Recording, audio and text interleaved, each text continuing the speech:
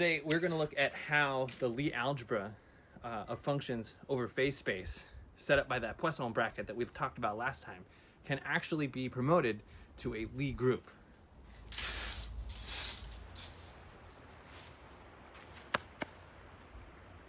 The main starting point for all of this gets us back to that idea of a time derivative of a function a from phase space to the reals can be represented in terms of a Poisson bracket of a with the energy function.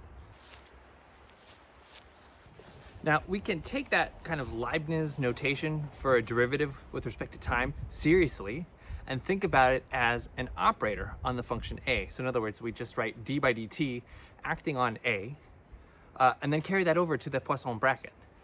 So in other words, we can consider a as a variable that we can just simply place. And so from this perspective, we can define what we call the adjoint operator. The adjoint operator associated to the function, the element of the Lie algebra E, the energy, add E, if you like. We can write it as something that basically means take the bracket with E. And that's another way of writing the time derivative.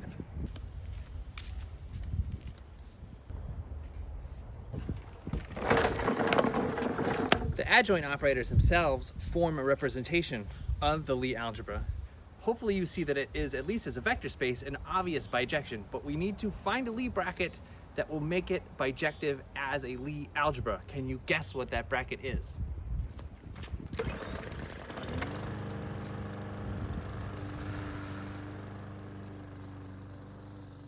Proof. Hopefully the bijection of vector spaces is clear. Hence, each adjoint map is a linear map from the set of functions over phase space, f of p, to itself, which is to say that it's just an endomorphism on f of p. The composition of two linear maps is a linear map and is associative, hence serves as an associative multiplication operation on f of p. Let us consider the commutator of two adjoint maps. That is to say, this thing where we take add a, add b, minus add b, add a.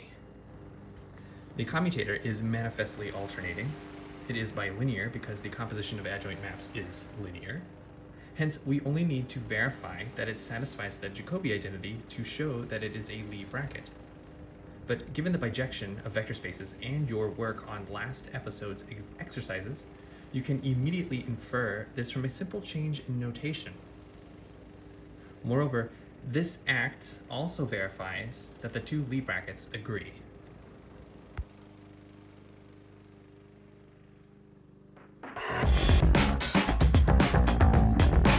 One way to think about the relationship between Lie algebras and Lie groups is in terms of analytic functions. So one of the consequences that you might recall of a function being analytic, say a of t being analytic at a point t star, is that it has a Taylor series expansion about that point t star. Using our operator theoretic notation, we can rewrite this Taylor series expansion, I suppose, in terms of operators d by dt. And when we do that and we collect all the terms associated to d by dt, what do we find? We find the exponential function. In other words, if we exponentiate alpha, some constant alpha times d by dt, and we operate with that thing on a function a of t, what are we going to get? A of t plus alpha. In other words, we've used this operator, e to the alpha d by dt, as a way to push the Taylor expansion by a little bit, by t goes to t plus alpha.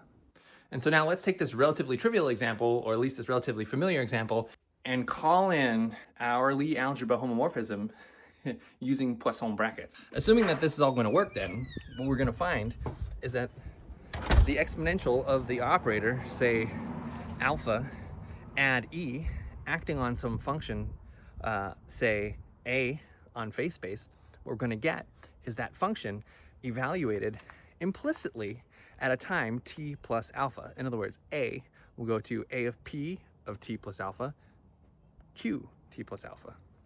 At least that's what we're expecting to find. So let's look at some examples. The most obvious example I can think of is the function q, that is to say, just the position of an object as a function of time.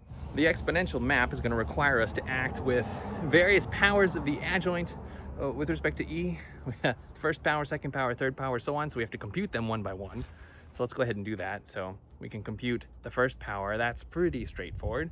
First power of Q with E just gives us P over M. Not bad. The second power is also pretty straightforward. We can compute that, and that now gives us dV by dQ, that potential. We've done these calculations before. Now let's go again. In the case of the third power, things start to get complicated because now the result, yeah, we have a second derivative with respect to the potential, but now we also get P back. So things are getting complicated.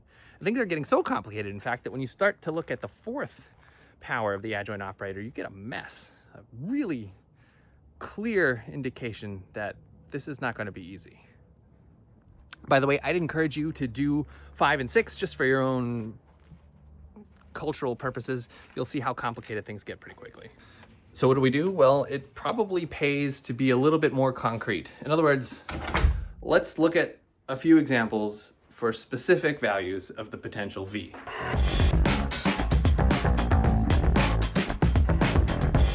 For our first example, let's consider the case where the potential is constant. In that case, we still need to compute the infinite series of powers of the adjoint operator, but the good news is that series terminates almost immediately. So adjoint E on Q, in this case, is just P over M, as expected. The second term, adjoint squared E on Q, is proportional to the gradient of the potential, but it's constant, so it's 0, and subsequently all other terms descendant from that are also 0. So super straightforward. We can plug these into the definition of the exponential. We can perform the sum of two terms now. And so we see that the time evolution operator, this group element acting on Q, is just 1 plus alpha P over M, and that's it. And this essentially corresponds to a Galilean transformation because, as you might recall, the time derivative of the momentum P dot, is proportional to the gradient of the potential. So momentum, in other words, is constant. We are writing down the formulae for a particle that is moving with constant velocity. And we have the energy constraint. We know what all the parameters are, so we can actually be pretty explicit in how we write this down. And so we can write down Q as a function of T immediately from this. And so, in fact, what we see is that this operator indeed just translates Q in time by an amount alpha. For our second example, let's consider a linear potential, one step more complicated. So we add a term to the constant potential AQ. So once again, we need to compute the powers of the energy adjoint operator acting on Q. Once again, the first power is just P over M. Second power of adjoint E gives us the gradient of the potential, right? So it's minus 1 over M times A, that simple derivative. But once again, we see that any future term, any further descendant term, any other power of the adjoint operator vanishes because the potential runs out of derivatives to have. And so the series truncates, and we can perform exactly the same procedure. We just plug those now two numbers into our definition of our exponential. And so we have three terms that we have to concern ourselves with. And so it's slightly more complicated. But what we see here is that P dot, the time derivative of the momentum, has gone from 0 to a constant. So in other words, yes, linear potential, constant force. And so if we write out the action of this time evolution operator on Q, we get three terms. Since we know that Q is moving under the influence of a constant force, we know the integration constants of its motion should give us a quadratic formula for it. And so indeed, we see when we act upon this explicit formulation of Q using the time evolution operator parametrized by alpha, we get, after a bunch of algebra, exactly what you'd expect. We get the Q of T plus alpha once you factor everything correctly. For our third and final example, we are going to consider the case of the quadratic potential. And this is the first kind of non-trivial example where the series of adjoint powers does not terminate. It's a little tricky, so we're going to be really careful about it. In particular, we're going to start with a simplification. We're going to say that V is expanded about its critical point, that is to say around its local minimum, so that we can simply shift q to write the potential as v naught plus 1/2 kq squared, where k is some constant. The equations of motion that derive from this potential are familiar, no doubt. The Hamilton equations give us that p dot is equal to minus v prime, which is just minus kq. And p dot, of course, is just the time derivative of the momentum, which is just mq dot. So we have the total equation of motion, mq double dot, is equal to minus kq. Of course. Put differently, q double dot is equal to minus k over m q. K over m is an important constant in this discussion. We're going to write it as omega squared. It can be plus or minus omega squared, whatever. Anyway, we can solve this second order linear differential equation. Familiar, of course. It gives us trigonometric functions as a solution. So we're going to choose our phase angle. We're going to choose our time coordinate t to be equal to 0 when the function is at its amplitude. So we're going to write q of t, in other words, as a cosine omega t. This gives us the momentum, mq dot, as minus m omega sine omega t.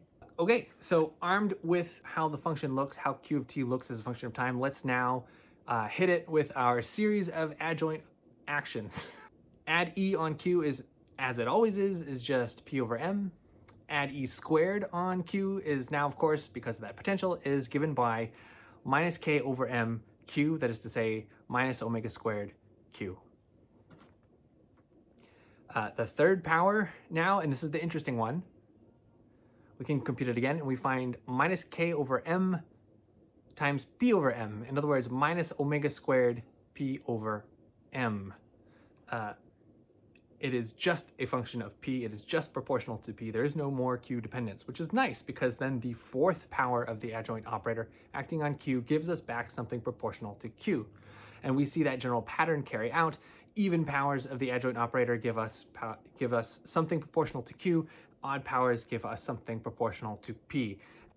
Okay, armed with all of that, we can then plug that in to the group element, to that exponential function. We can complete the series, and so the sum is as it is. We can split it into even and odd terms. The even terms all group and give us something proportional to q. The odd terms all group and give us something proportional to p. And so if we're careful about our factors of omega, here what we end up seeing is that we get the time evolution operator acting on q gives us cosine omega alpha times q plus sine omega alpha on p divided by m omega. Let us now act with this construction on the explicit form that we have already for q and p of t. In other words, let's plug q of t in, let's plug p of t in and see what we get. We get a cosine omega alpha cosine omega t minus a sine omega alpha sine omega t. Those factors of m omega have canceled out mercifully. And so using a somewhat familiar two-angle formula for cosine that you might recall from high school or college or whatever, you can end up combining the two terms together to find that the action of this group element acting on q of t gives us back q of t plus alpha as advertised. Cool. Of course, as soon as we have higher powers of q in our potential, we're going to run into the problems we encountered earlier. I would encourage you to pick your favorite number, even take the cubic, take the quartic, and just do all the calculations and see for yourself how immediately you run into problems. You're going to find a very difficult time in terms of predicting what the individual powers of the adjoint operator on q are going to be once you get beyond 2, and that is going to make resummation pretty tricky. Which is why we solve nonlinear dynamics using numerical methods.